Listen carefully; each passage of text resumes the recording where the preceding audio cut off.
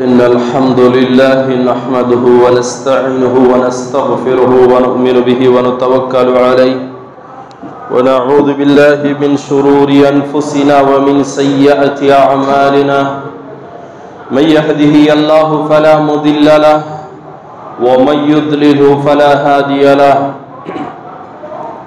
وأشهد أن لا إله إلا الله وحده لا شريك له وأشهد أن محمدًا عبده ورسوله أما بعد فإن خير الحديث كتاب الله وخير الهدي هدي محمد صلى الله عليه وسلم وشر الأمور محدثاتها وكل محدثة بدعة وكل بدعة ضلالة وكل ضلالة في النار قال الله تبارك وتعالى في القرآن المجيد أعوذ بالله من الشيطان الرجيم بسم الله الرحمن الرحيم يا أيها الناس اتقوا ربكم الذي خلقكم من نفس واحدة وخلق منها زوجها وبث منهما رجالا كثيرا ونساء واتقوا الله الذي تساءلون به والأرحام إن الله كان عليكم رقيبا بسم الله الرحمن الرحيم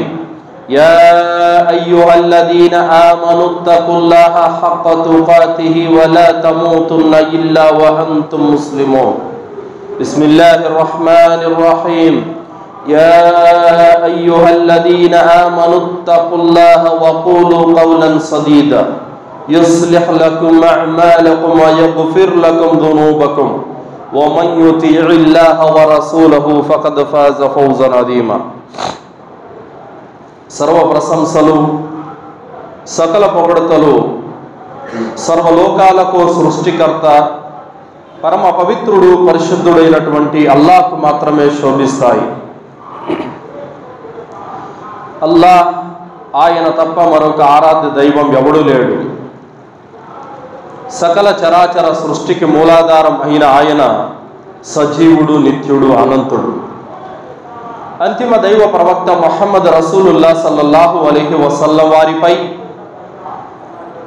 గతించిన ప్రవక్తలందరిపై మరియు ప్రవక్త సల్లల్లాహు అలైహి వసల్లం వారి కుటుంబీకులపై మరియు ప్రవక్త సల్లల్లాహు అలైహి వసల్లం వారి ఉమ్మతులో సమస్త విశ్వాసులందరిపై అల్లాహ్ యొక్క శాంతి శుభాలు ఎల్లవేళలా కురియుగాక. ఆమీన్. సోదరులారా, నేటి జుమ్మా ప్రసంగం ముస్లిముల యొక్క సత్ప్రవర్తన.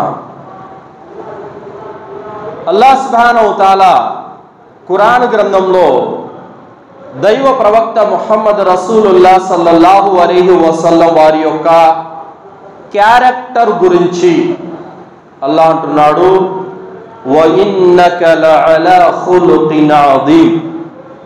ఓ ప్రవక్త, నీవు వ్యక్తిత్వపరంగా, నైతికంగా మహోన్నతమైనటువంటి శిఖరానికి చేరుకొని ఉన్నావు అని అల్లాహ్ సుబ్హానహు తఆలా తెలియజేశాడు.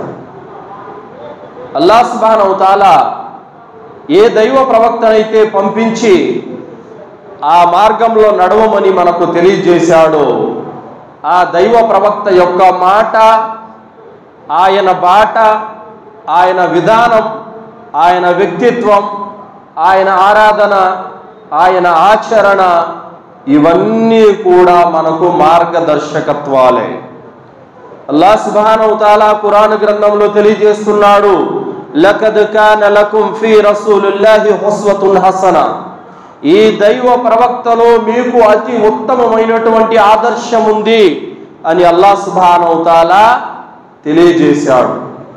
దైవ ప్రవక్త ముహమ్మద్ సల్లల్లాహు అలైహి వసల్లం వారి వ్యక్తిత్వాన్ని ఏ వ్యక్తి అయితే ఆదర్శంగా తీసుకుంటాడో ఆ వ్యక్తి కూడా శీలవంతుడైతాడు, గుణవంతుడైతాడు, సత్పురుషుడవుతాడు. సోదరులారా, ఎప్పుడైతే హీరా కొండ గృహ దగ్గర మొట్టమొదటిగా జిబ్రైల్ అలైహిస్సలాం వారు అసలు రూపంలో కనిపించి అల్లాహ్ నిన్ను ఈ రోజు నుంచి దైవ ప్రవక్తగా నియమించాడని ఎప్పుడైతే జిబ్రైల్ అలైహిస్సలాం సందేశాన్ని తీసుకొని వచ్చాడో ఆ జిబ్రీల్ అలైహిస్సలాం వారిని అసలైనటువంటి రూపంలో చూసిన ప్రవక్త సల్లల్లాహు అలైహి వసల్లం వారికి జ్వరం వచ్చేసింది. ఇంటికి వెళ్ళిపోయి ఆయన భయపడిపోయి దుప్పటి కప్పుకొని పడుకుంటే అమ్మ ఖదీజా రదియల్లాహు అన్హా వారు ఏం చెబుతున్నారో తెలుసా? మీరు భయపడకండి, అల్లాహ్ మీకు ఎలాంటి అన్యాయం చేయడు, ఎలాంటి కీడు చేయడు. ఎందుకంటే మీరు అనాథలను ఆదరిస్తారు, వింతంతువులని ఆదుకుంటారు, పేద సాగలకు తినిపిస్తారు, బడుగు బలహీన జీవులను ఆదుకుంటారు. మిమ్మల్ని ఎందుకు అల్లాహ్ ఇబ్బంది పెడతాడు, మీకెందుకు అల్లాహ్ కీడు కలిగిస్తాడు, మీరు భయపడవలసిన అవసరం లేదని అమ్మ ఖదీజా రదియల్లాహు అన్హా చెప్పారు. దైవ ప్రవక్త ముహమ్మద్ సల్లల్లాహు అలైహి వసల్లం వారు ప్రవక్త పదవి లభించక ముందు నుంచే ఆయనలో అతి ఉత్తమమైనటువంటి సుగుణాలు అన్నవి ఉండేవి సోదరులారా. అందుకోసమే ప్రపంచం నుండి వ్యాపార నిమిత్తం అనేక మంది దేశాలకు వెళ్ళేటటువంటి వాళ్ళు కూడా ప్రవక్త ముహమ్మద్ సల్లల్లాహు అలైహి వసల్లం దగ్గర వస్తువులు అమానతుగా పెట్టేవాళ్ళు. ఎందుకంటే ఆయన అమీన్, సాదిక్, సత్యసంధుడు, నమ్మకస్తుడు అన్నటువంటి బిరుదులు ఆయనకి అప్పటి నుంచే ఉండేవి సోదరులారా. దైవ ప్రవక్త ముహమ్మద్ రసూలుల్లాహ్ సల్లల్లాహు అలైహి వసల్లం వారి గుణగణాలను చూసి, ఆయన వ్యక్తిత్వాన్ని చూసి ఇస్లాం స్వీకరించిన వాళ్ళు ఎందరో ఉన్నారు. మక్కాలో ఒక దుష్ప్రచారము చెలరేగిపోయినటువంటి ఆ సందర్భంలో ఒక వృద్ధ మహిళ తట్టా బుట్టా సర్దుకొని, మూటా ముల్లె అన్నీ సర్దుకొని బయలుదేరి వెళ్ళిపోతుంది.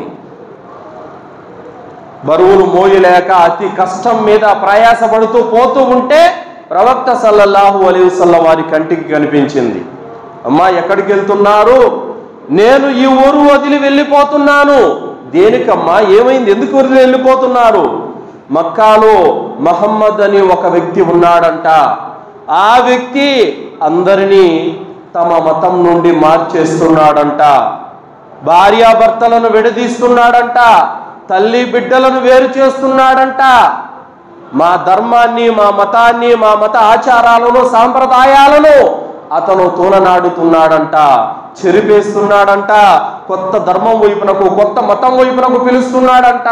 నా మతాన్ని, నా ధర్మాన్ని, నా విశ్వాసాన్ని కాపాడుకోవటానికి నేను ఈ ఊరు వదిలి వెళ్ళిపోతున్నానని చెప్పింది. దైవ ప్రవక్త ముహమ్మద్ సల్లల్లాహు అలైహి వసల్లం వారు మారు మాట్లాడకుండా మౌనంగా మీ భుజాన ఉన్నటువంటి సామాగ్రి తీసి నాకు ఇవ్వండి అని చెప్పి ప్రవక్త సల్లల్లాహు అలైహి వసల్లం వారు భుజానికి ఎత్తుకొని ఆయన పయనమైపోతున్నారు. దారి పొడవునా ప్రవక్త ముహమ్మద్ సల్లల్లాహు అలైహి వసల్లం వారికి శాపనార్థాలు పెడుతుంది, తిడుతూనే ఉంది.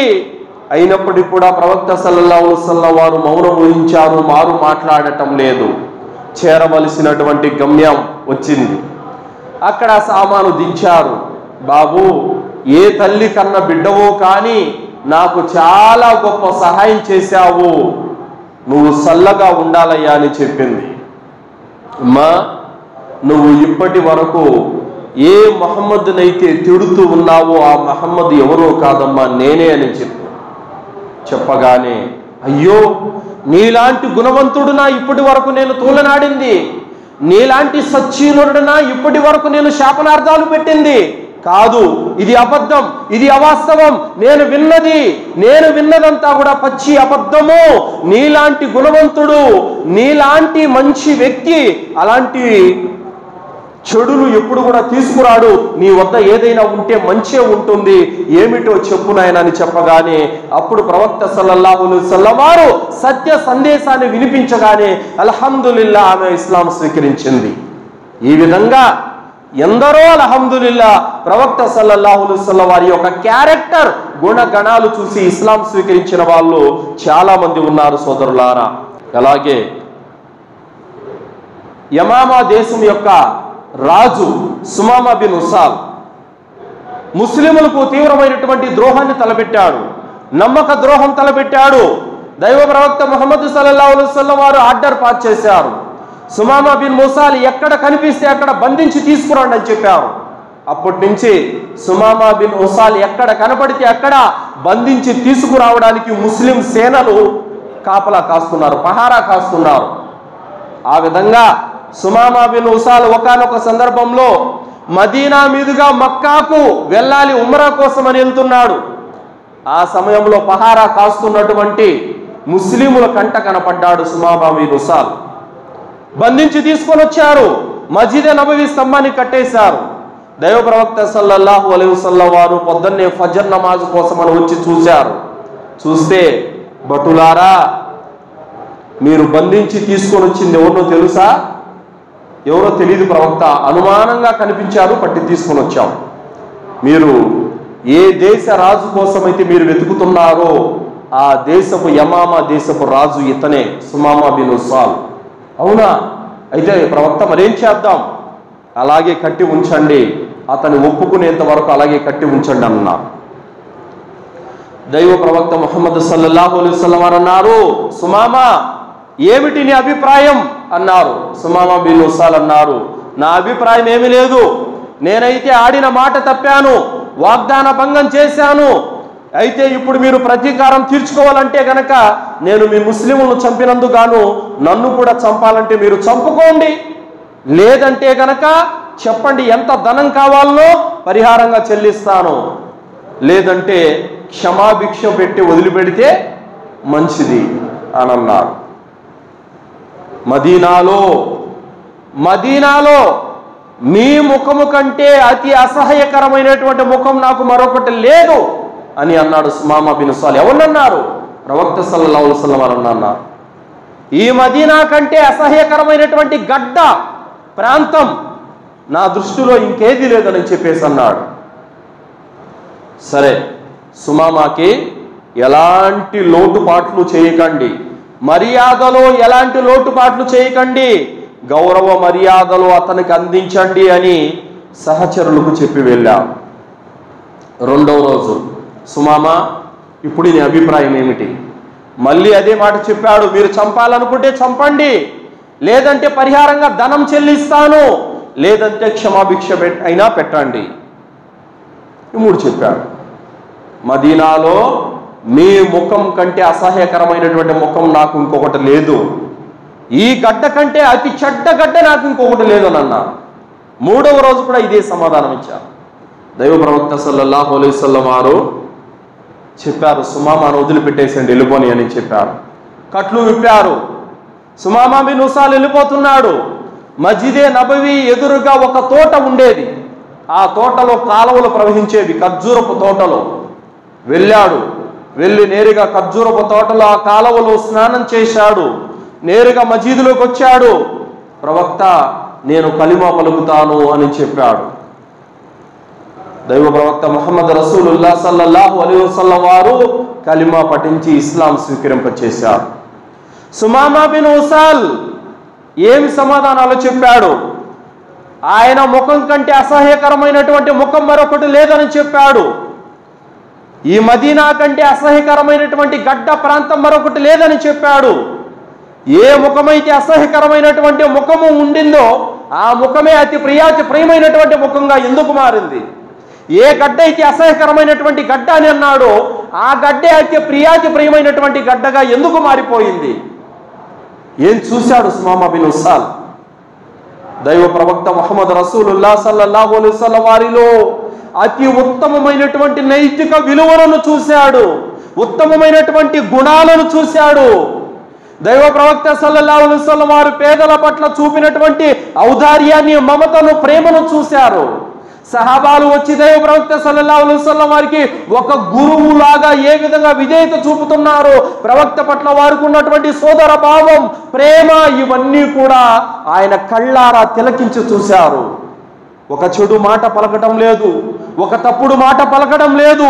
దైవాన్ని ఆరాధించేటటువంటి విధానం, నమాజు చేయటం, దువాలు చేయటం, ఖురాన్ చదవటం, సోదర భావం, ఇదంతా చూసి సుమామా బిన్ ఉసాల్ యొక్క మనసు మారిపోయింది. సోదరులారా, దైవ ప్రవక్త ముహమ్మద్ సల్లల్లాహు అలైహి వసల్లం వారి యొక్క వ్యక్తిత్వం, సహాబాల యొక్క వ్యక్తిత్వం ఇతరులను మార్చే విధంగా చేసింది. సోదరులారా, అలాగే ఎందరో ఆనాటి కాలంలో హజ్జుకు వచ్చేవాళ్ళు, ఉమ్రాకు వచ్చేవాళ్ళు ఎందరో దైవ ప్రవక్త ముహమ్మద్ సల్లల్లాహు అలైహి వసల్లం వారి యొక్క గుణగణాలు, వ్యక్తిత్వాన్ని చూసి కలిమా పలికిన వాళ్ళు ఎందరో ఉన్నారు సోదరులారా. మరి ఈనాడు మన క్యారెక్టర్, ఆ ప్రవక్తను విశ్వసించాం, లా ఇలాహ ఇల్లల్లా ముహమ్మద్ రసూలుల్లా అనేటటువంటి కలిమా మీద ఉన్నాం. లా ఇలాహ ఇల్లల్లా, అల్లా తప్ప మరొక ఆరాధ్య దైవం ఎవడు లేడు. ముహమ్మదు రసూలుల్లా, ముహమ్మద్ అల్లా యొక్క ప్రవక్త, అల్లా యొక్క రసూల్ అని నమ్మావు. మరి ఆ రసూలు యొక్క అడుగు జాడల్లో, ఆయన పయనించినటువంటి బాటలో నువ్వు పయనిస్తున్నావా? ఆయన మార్గంలో నువ్వు నడుస్తున్నావా? ఒక్కసారి ఆలోచించండి. కూరగాయలు అమ్మే దగ్గర నుంచి పెద్ద పెద్ద వ్యాపారస్తుల వరకు నిద్ర లేస్తే అబద్ధాలు. 10 రూపాయల వస్తువును నాకు 20 రూపాయలు పడింది అంటాడు, నాకు గిట్టుబోతు అంటాడు, నాకు అది ఇది అని చెప్పి ఎన్నెన్నో అబద్ధాలు మాట్లాడుతూ ఉంటాడు. వ్యాపారాల్లో మోసం, చేసే పనుల్లో మోసం, మాటల్లో మోసం, వ్యక్తిత్వంలో మోసం, ఎక్కడ చూసిన దగ, కుళ్ళు, కుట్ర, అసూయతో నిండిపోయి ఉన్నటువంటి హృదయాలు. మరి ఏ విధంగా అల్లాహ్ సుబ్హానహు వ తఆలా ఇష్టపడతాడు? మాట మాట్లాడితే అబద్ధం, వస్తానంటాడు రాడు, చేస్తానంటాడు చేయుడు, ఇస్తానంటాడు ఇవ్వడు, అప్పు తీసుకుంటాడు, నెలల తరబడి ఎగ్గొట్టి తిరుగుతూ ఉంటాడు, ఇంటికి వెళ్తే కనిపించడు, ఫోన్ చేస్తే స్విచ్ ఆఫ్. ఇలాంటి యొక్క వ్యక్తిత్వాలు కలిగినటువంటి మనసులు ఉంటే గనక ఏ విధంగా అల్లాహ్ సుబ్హానహు వ తఆలా ఇష్టపడతాడో ఒక్కసారి ఆలోచించండి సోదరులారా. హుదైబియా ఒప్పందం, దైవ ప్రవక్త ముహమ్మద్ రసూలుల్లాహ్ సల్లల్లాహు అలైహి వసల్లం వారు మక్కాకు వెళ్ళి ఉమ్రా చేయాలి అన్నటువంటి సంకల్పంతో 1500 మంది సహాబాలను వెంట పెట్టుకొని వెళ్తున్నారు. హుదైబియా అనే ప్రాంతం దగ్గరకు వచ్చేసరికి అక్కడ ఆగిపోయారు. కురైషీలు కొన్ని షరతులు పెట్టారు, ఆ షరతుల కారణంగా ఆగిపోయారు. అయితే ముస్లిములకి కురైషీలకు మధ్యలో జరిగినటువంటి, మక్కా ముష్రికులకు మధ్యలో జరిగినటువంటి కొన్ని ఒప్పందాలను మాట్లాడడానికని చెప్పేసి సుహైల్ ఇబ్న్ అమ్ర్ అనేటువంటి ఒక వ్యక్తి వచ్చాడు. షరతులు చాలా ఉన్నాయి, అనేక విషయాలు మాట్లాడుకున్నారు. ఆ ఉత్తరం మీద దైవ ప్రవక్త ముహమ్మద్ సల్లల్లాహు అలైహి వసల్లం అల్లా రసూల్ అనే ముద్ర కూడా వేశారు.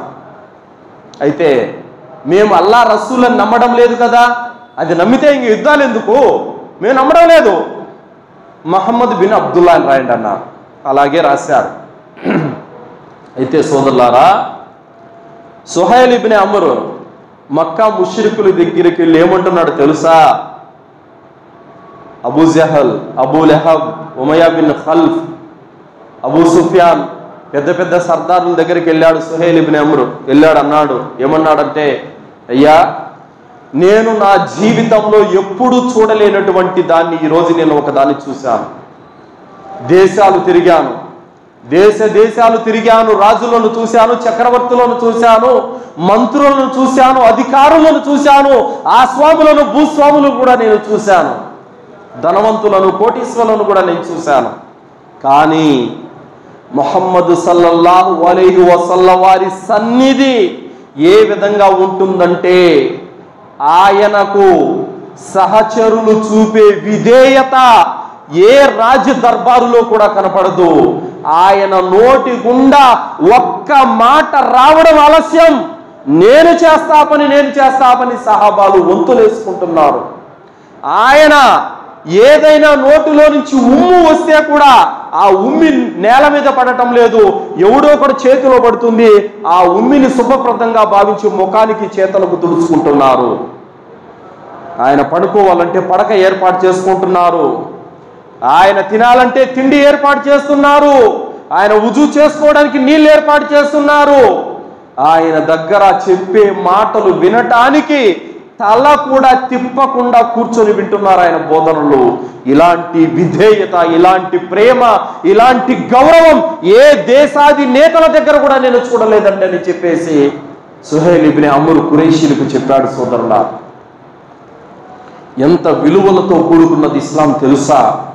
అలాంటి ఇస్లాం ఈరోజు ఏ విధంగా అబాసుపాలు చేస్తున్నారంటే, గడ్డాలు పెంచుకొని సిగరెట్లు తాగే వాళ్ళు కొందరు, గడ్డాలు పెంచుకొని పాన్బరాకలు వేసుకునే వాళ్ళు కొందరు, గడ్డాలు పెంచుకొని గుట్కాలు నమిలే వాళ్ళు కొందరు, గడ్డాలు పెంచుకొని నిద్ర లేసినట్టు వడ్డీ వ్యాపారాలు చేసే వాళ్ళు కొందరు, వ్యాపారాలలో మోసాలకు పాల్పడేటటువంటి వారు కొందరు. సోదరుల,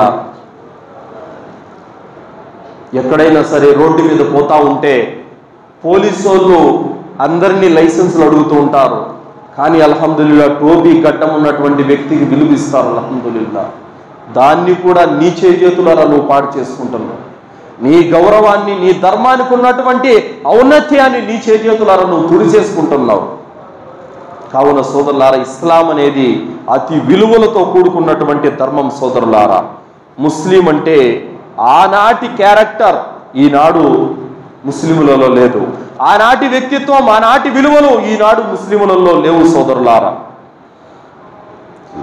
కనీసము ప్రజల్లోనే కాదు, ఇంట్లో తన తల్లిదండ్రుల దగ్గర, తన భార్య దగ్గర, తన బిడ్డల దగ్గర కూడా ఎలాంటి విలువలు లేనటువంటి జీవితం నేడు ముస్లిములది. నిద్ర లేచినాంటి ఒక్క భార్య ఉంటే ఒక్క భార్యతోనే ఎన్నో సమస్యలు, ఎన్నో ఇబ్బందులు, ఎన్నో గొడవలు, ఎన్నో తలనొప్పులు, ఎన్నో పంచాయతీలు. దైవ ప్రవక్త ముహమ్మద్ సల్లల్లాహు అలైహి వసల్లం వారి 11 మంది భార్యలు ఉన్నప్పటికీ కూడా ప్రతి భార్య ప్రవక్త సల్లల్లాహు అలైహి వసల్లం వారిని ప్రేమించింది. ఎంతగా ఆయన భార్యల పట్ల ప్రేమను చూపి ఉంటే, ఎంతగా ప్రవక్త సల్లల్లాహు అలైహి వసల్లం వారి యొక్క క్యారెక్టర్, ఆయన విధానం వాళ్ళకు నచ్చి ఉంటే చూడండి సోదరులారా, ప్రతి భార్య కూడా ముహమ్మద్ సల్లల్లాహు అలైహి వసల్లం వారిని అమితంగా ప్రేమించింది. సోదరులారా, ఒకానొక సందర్భంలో అమ్మ ఆయిషా రదియల్లాహు అన్హా వారి ఇంటికి ఒక బానిసరాలు మరొక భార్య ఏదో వంటకం ఇచ్చి పంపితే గిన్నెలో తీసుకొని వచ్చింది. ప్రవక్త సల్లల్లాహు అలైహి వసల్లం వారు కూడా అమ్మ ఆయిషా రదియల్లాహు అన్హా దగ్గర ఉన్నారు. అమ్మ ఆయిషా రదియల్లాహు అన్హా వారికి సలాం చెప్పి ఆ బానిసరాలు ఇంట్లోకి వచ్చింది.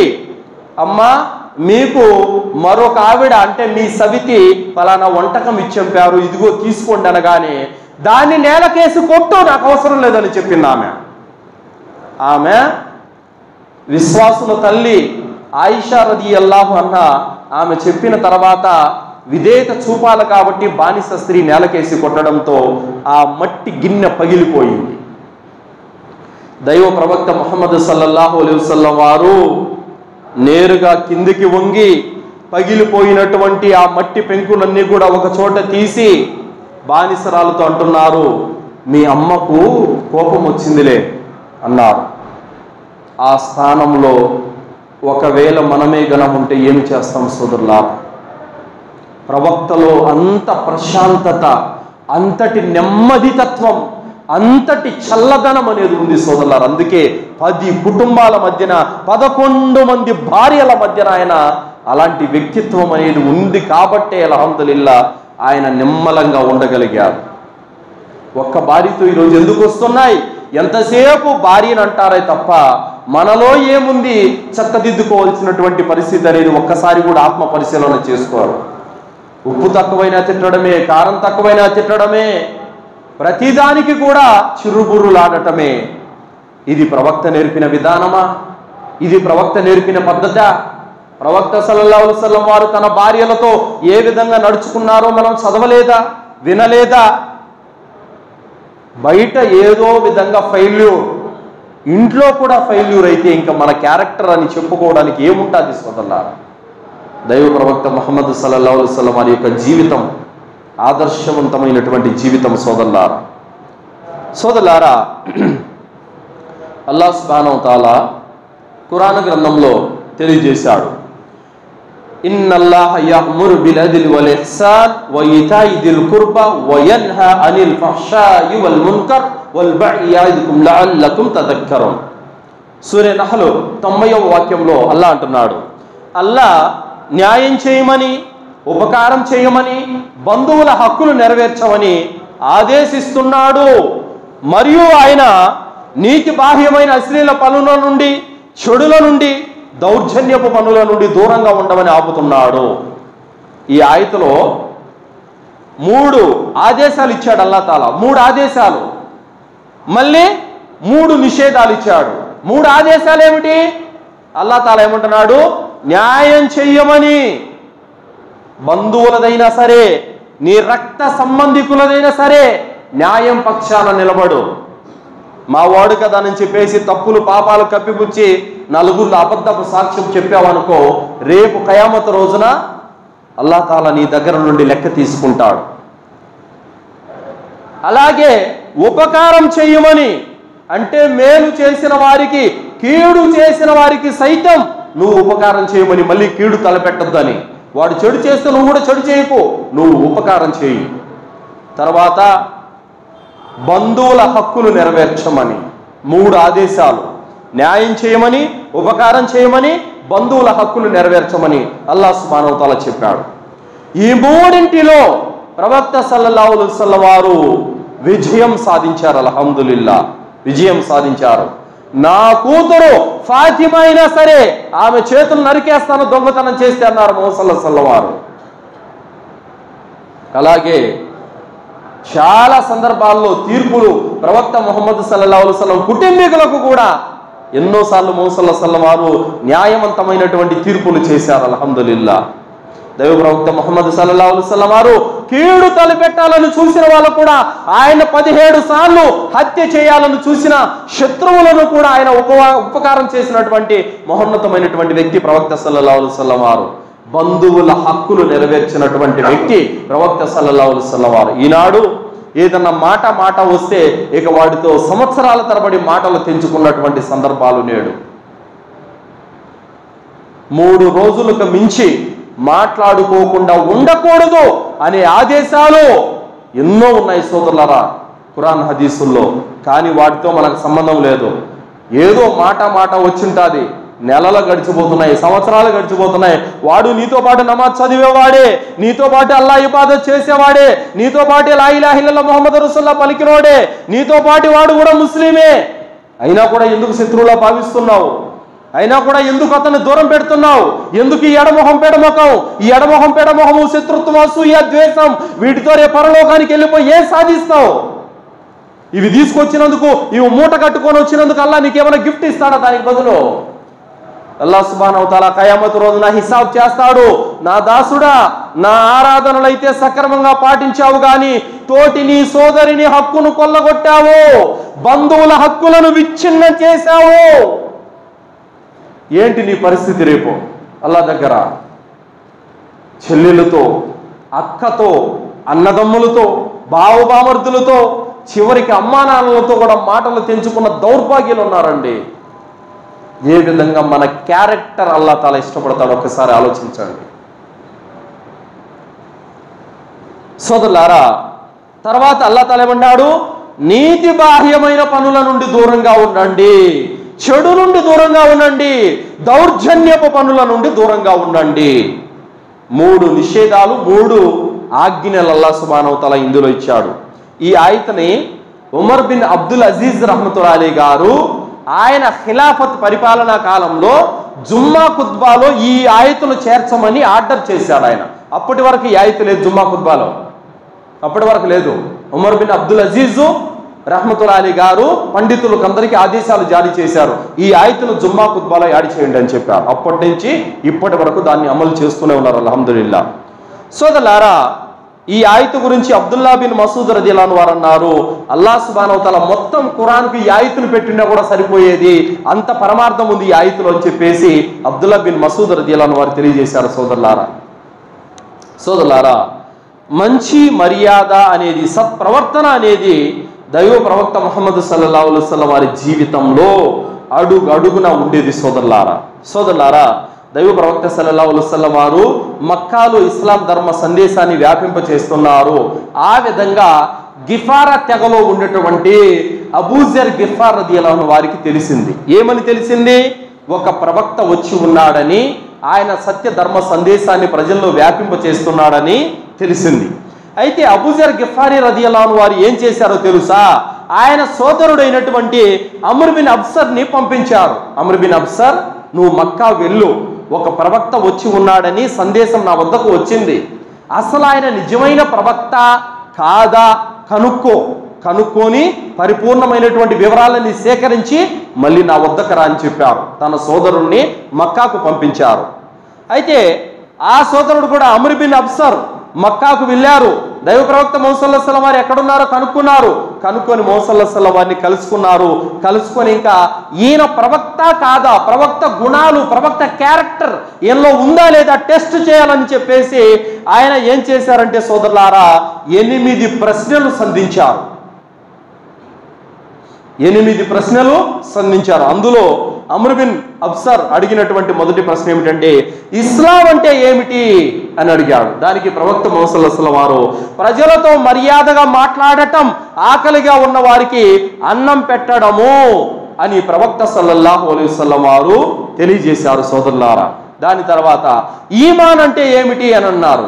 అప్పుడు దైవ ప్రవక్త సల్లల్లాహు అలైహి వసల్లం వారు అస్సబ్రు వస్సమాహ అని చెప్పారు. అంటే సహనం వహించడము మరియు ఇతర తప్పులను క్షమించడము, ఇతరుల పట్ల ఓపిక సహనంతో ఉండడము అని ప్రవక్త సల్లల్లాహు అలైహి వసల్లం వారు చెప్పారు. మళ్ళీ ఆయన అడిగారు, ఇస్లాంలో ఉత్తమమైనటువంటి పని ఏది అని అడిగారు. అప్పుడు ప్రవక్త సల్లల్లాహు అలైహి వసల్లం వారు అన్నారు, మీ నాలుక ద్వారా, మీ చేతుల ద్వారా ఇతరులకు హాని కలిగించకుండా ఉండడము, ఎలాంటి కీడు తలపెట్టకుండా ఉండడము అని చెప్పారు. తర్వాత అన్నారు, ఈమాన్లో ఏది మంచి భాగం అని చెప్పి అడిగారు. అప్పుడు ప్రవక్త సల్లల్లాహు అలైహి వసల్లం అన్నారు, తన సత్ప్రవర్తన కోసం నిత్యం తనను తాను సంస్కరించుకోవడం అని చెప్పారు. అంటే తనలో మంచి క్యారెక్టర్ కోసము తనను తాను ఇస్లాహ్ చేసుకోవటం, సరిదిద్దుకోవటం అని చెప్పారు. దాని తర్వాత ఉత్తమ ఆరాధన ఏది అని అడిగారు. సుదీర్ఘంగా నిలబడి నమాజు చేయటము అని ప్రవక్త సల్లల్లాహు అలైహి వసల్లం వారు జవాబిచ్చారు. మరి అతి ఉత్తమమైనటువంటి హిజ్రత్ ఏది అని అడిగారు. తర్వాత అల్లాహకు అసంతృప్తి కలిగించే, అల్లాహకు కోపం తెప్పించే పనులకు దూరంగా ఉండటము అని చెప్పారు ముహమ్మద్ సల్లల్లాహు వారు. తర్వాత అతి ఉత్తమమైనటువంటి జిహాద్ ఎవరిది అని అడిగారు. అప్పుడు ప్రవక్త సల్లల్లాహు అలైహి వసల్లం అన్నారు, తనను పుట్టించిన సృష్టికర్త అయిన అల్లాహ్ కోసం యుద్ధ మైదానానికి బయలుదేరి విరోచితంగా పోరాడి అల్లాహ్ మార్గంలో షహీద్ అయిపోయినటువంటి వ్యక్తి యొక్క జిహాద్ అందరికంటే ఉత్తమమైనదని చెప్పారు. అప్పుడు ఇవి విన్నటువంటి అమ్ర్ బిన్ అబ్సర్, ఓ దైవ ప్రవక్త, మీలో నిజంగా దైవ ప్రవక్తలో ఉన్న గుణాలు ఉన్నాయా లేవా అని కనిపెట్టడానికి మిమ్మల్ని ఈ ప్రశ్నలు వేశాను. కానీ మీరు ప్రతి ప్రశ్నకు ప్రవక్తలు ఏ విధంగా అయితే సమాధానాలు ఇస్తారో మీరు అదే విధంగా ఇచ్చారు. మీరు ప్రవక్తని నేను నమ్ముతున్నానని సాక్ష్యం పలికి ఇస్లాం స్వీకరించాడు. అమ్ర్ బిన్ అబ్సర్ గిఫారా తెగ వైపునకు వెళ్ళి అబూజర్ గిఫార్ రదియల్లాహు అన్హు వారితో అంటున్నారు, అబూజర్, ఇక ఆలస్యం చేయకండి, ముమ్మాటికి ఆయన దైవ ప్రవక్తే, ఆయనలో నేను నైతిక గుణాలు చూశాను. ఆయన సత్ప్రవర్తన ఎలాంటిదంటే ప్రజలందరినీ కూడా ఒక మంచి మార్గం వైపునకు నడిపించగలిగినటువంటి శక్తి నేను ఆయనలో చూశాను. ఇక ఆలస్యం చేయకండి, సత్య ధర్మాన్ని తీసుకొచ్చినటువంటి వ్యక్తి ప్రవక్త ముహమ్మద్ సల్లల్లాహు అలైహి వసల్లం వారు.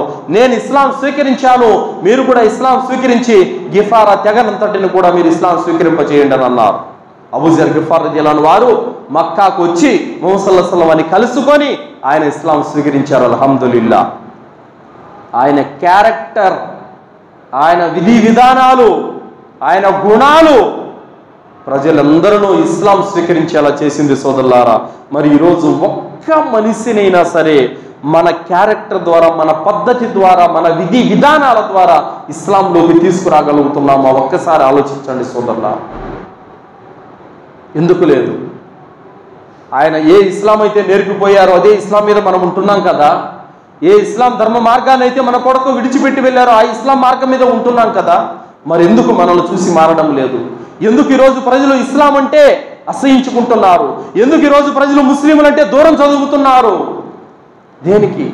ఒక పరిశుభ్రత లేదు, మాట మీద నిలకడ లేదు, ఆరాధనలో నిలకడ లేదు. ఏ విధంగా సోదరులారా? ఇప్పటికీ కూడా చూడండి సోదరులారా, అల్లాహ్ సుబ్హానహు వ తఆలా ఖురాన్ గ్రంథంలో ఏమంటున్నాడు? ఓ విశ్వాసులారా, జుమ్మా నాడు ఆరాధన కొరకై పిలుపు ఇవ్వబడినప్పుడు క్రయ విక్రయాలు, వ్యాపారాలు, పని బాటలు, సంపాదనలు అన్నీ పక్కన పడేసి అల్లాహ్ గృహం వైపునకు పరిగెత్తండి అని అల్లాహ్ తాలా చెప్తే చివరిలో వచ్చారు సగం మంది. మీలో నిజంగా అల్లాహ్ అంటే భయం ఉండి, అల్లాహ్ అంటే భక్తి ఉండి, అల్లాహ్ ఆజ్ఞ పట్ల మీకు గౌరవం ఉంటే ఎప్పుడు రావాలండి? ఎప్పుడు రావాలి? ఇమాం మెంబర్ ఎక్కక ముందే మస్జిద్లో ఉండాలి. ఎప్పుడు వచ్చారు? ఏంటి లాభం? ఒక ఒంటె కుర్బానీ ఇచ్చిన పుణ్యం కోల్పోయారు, ఒక ఆవును కుర్బానీ ఇచ్చిన పుణ్యం కోల్పోయారు, పొట్టేలును కుర్బానీ ఇచ్చిన పుణ్యం కోల్పోయారు, కోడి గుడ్డును అల్లా మార్గంలో దానం చేసిన పుణ్యం కూడా కోల్పోయారు. ఏంటి లాభం? వారానికి ఒక్కరోజు జుమ్మా, ఆ రోజు కూడా నాకు పని ఉంది, నేను ఆడిగిపోయాను ఈడిగిపోయాను అని అంటే ఇదే అల్లా పట్ల నీకుండే విధేయత, ఇదే అల్లా పట్ల నీకుండే ప్రేమ? ఇలాంటి ఆరాధన తీసి మన ముఖాన్ని కొడతాడు అల్లా తాలా, నాకు అక్కర్లేదు నీ ఆరాధన అని చెప్పేసి. భక్తి, ప్రేమ, భయం, విధేయత ఉంటే ఎప్పుడు రావాలండి? ఎప్పుడు వస్తున్నారు? వహన్ అంటే ఏందో తెలుసా? జబ్బు. ఏం జబ్బు? ఏం జబ్బు అంటే ప్రాపంచిక పేరాశ. అల్లా పట్ల భయం హృదయంలోంచి పోయింది. అడిగారు, ప్రళయం ముందర ముస్లింలు, ప్రపంచమంతా ముస్లింలు అయిపోతారు ప్రవక్త, అప్పుడు చాలా బాగుంటుంది కదా అని చెప్పేసి అన్నారు సహాబాలు. ఏం లాభం లేదు, అప్పుడు ముస్లింల హృదయాల్లో వహన్ వచ్చేసి ఉంటుందన్నారు. వహన్ అంటే ఏమిటి ప్రవక్త? ప్రాపంచిక ప్రేమ, పేరాశ, దైవభీతి హృదయాల నుండి వెళ్ళిపోతుంది. అప్పుడేమవుతుంది ప్రవక్త? అవిశ్వాసులు నాయకులై దౌర్జన్యపరులై తొక్కుతారు మీ మీద. మీరు ఉంటారు ముస్లింలు, చాలా జనసంఖ్య ఎక్కువగా ఉంటారు, కానీ సముద్రం అలల తాకిడికి కొట్టుకొని కొట్టుకొని కొట్టుకొని చివరిలో సముద్రం ఒడ్డుకు చెత్త పేరుకొని ఉంటుంది కదా, ఆ చెత్తతో సమానం మీరు అన్నారు ముసల్లల్లాహు వారు. ఎస్, వాస్తవం. అందుకే ఈరోజు అవిశ్వాస నాయకులు ఎందుకు నెత్తి తొక్కుతున్నారు? ముస్లింల యొక్క చట్టాలతో ఎందుకు ఆడుకుంటున్నారంటే ఈమాన్ లేదు, ఆచరణ లేదు. ముస్లింలో షిర్క్ వచ్చేసింది, బిదాత్ వచ్చేసింది, ఆచరణలో వెనకబడిపోయి ఉన్నారు. ఎప్పుడు బుద్ధి పడితే అప్పుడు నమాజు, ఎప్పుడు టైం దొరికితే అప్పుడు నమాజు, ఎప్పుడు షాప్ మూస్తే అప్పుడు నమాజు, ఎప్పుడు ఇంటికి వస్తే అప్పుడు నమాజు. నీకు బుద్ధి పట్టినప్పుడు, నీకు సమయం దొరికినప్పుడు, నీకు ఎప్పుడు ఖాళీ అయితే అప్పుడు, ఎప్పుడు నిద్ర లేస్తే అప్పుడు, ఇదే నమాజ్ విధానం. అస్తగ్ఫిరుల్లా. అందుకు ఈరోజు అవిశ్వాసులు నెత్తి తొక్కుతున్నారు. మీరు మారండి, కంప్లీట్ షిర్కు మీ ఇంటి నుండి తరిమేయండి, ఖురాన్ హదీస్ వైపునకు రండి, నమాజు సక్రమంగా స్థాపించండి, అల్లా ఆదేశాలను సరిగా పట్టుకోండి. అల్లా తాలా ఇలా తిరగదిప్పేస్తాడు, మళ్ళీ ముస్లింలను రాజ్యాలకు నాయకులుగా చేస్తాడు అల్లా తాలా.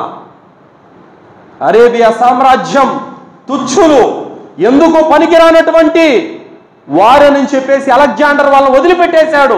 ఛీ, వీళ్ళ జోలికి పోయినా కూడా దరిద్రం అని చెప్పేసి వాళ్ళ పద్ధతులు, వాళ్ళ అలవాట్లు నచ్చక ఆయన వాళ్ళ మీద యుద్ధం కూడా చేయలేదు. అలాంటి అల్పులుగా, నీచులుగా భావించబడినటువంటి అరేబియా సామ్రాజ్యం ఎప్పుడైతే ఖురాన్ గ్రంథం చేతపట్టిందో ప్రపంచాన్నే ఏలేటటువంటి చక్రవర్తులని, రాజులను చేసింది ఇస్లాం ధర్మం. అల్హమ్దులిల్లా. ఖురాన్ ఎవరైతే షిర్క్, బిదాత్ వదిలిపెట్టేస్తారో అలాంటి వారిని ప్రపంచాలను ఏలే రాజులను, నాయకులను చేస్తుంది ఇస్లాం ధర్మం. ఈరోజు ఆరాధన లేదు, షిర్కు, బిదాతు, పాపాలు, మోసం, ఇలాంటి వాటిలో ముస్లిములు కూరుకుపోయి ఉన్నారు. కాబట్టి అందుకే ఈరోజు అల్లా మద్దతు లేదు. ఇప్పుడు మస్జిద్ నిండిపోయింది. జోహర్కి, అలాగే అసర్కి, మగ్రిబ్కి, ఇషాకి 2-3 సఫులు. ఫజర్లో అయితే ఇమాం సాబుతో 4 అంతే, ఇంకెవరు ఉండరు. ఎందుకు? ఇలా ఉంటే అల్లా మద్దతు లభిస్తుందా? లేదు. సోదరులారా, మారాలి, క్యారెక్టర్ మారాలి. అల్లా పట్ల మన క్యారెక్టర్ మారాలి, ప్రవక్త విధానం పట్ల మన క్యారెక్టర్ మారాలి, తోటి సమాజం పట్ల మన క్యారెక్టర్ మారాలి, మన భార్య బిడ్డల పట్ల మన క్యారెక్టర్ మారాలి. అప్పుడు అల్లా మద్దతు అనేది వస్తుంది. సోదరులారా, చివరి మాట చెప్పి ముగిస్తున్నాను. ఇమాం హసన్ బస్రీ రహ్మతుల్లాహి అలైహి గారు, ఈయన జబ్బు పడి ఉంటారు, మంచాన పడి ఉన్నారు. తన పొరుగింటి యూదుడు ఉన్నాడు.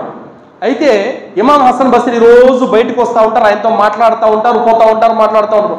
కానీ ఆయన ఒక 3 రోజుల నుంచి బయటికి రావడం లేదు. ఏం జరిగిందో చూద్దామని యూదుడు అనుమతి కోరి ఇమాం హసన్ బస్రీ ఇంటికి వెళ్ళారు. ఇంటికి వెళితే ఆయన మంచం మీద ఉన్నారు. ఏమైందండి అనగానే, నాకు జబ్బు చేసింది, చాలా తీవ్ర అస్వస్థతకు గురయ్యాను, అందుకు రాలేకపోయాను అన్నారు. అవునా? మరి ఏంటి వాసన వస్తుంది, ఎక్కడి నుంచి వస్తుంది వాసన అని అన్నారు. ఏం లేదు అని అన్నారు. లేదు, చాలా దుర్వాసన వస్తుంది, అసలు మీరు ఎలా భరిస్తున్నారు, ఏంటి వాసన అని చెప్పేసి యూదుడు అన్నాడు. ఏం లేదండి, ఏం లేదని అన్నారు.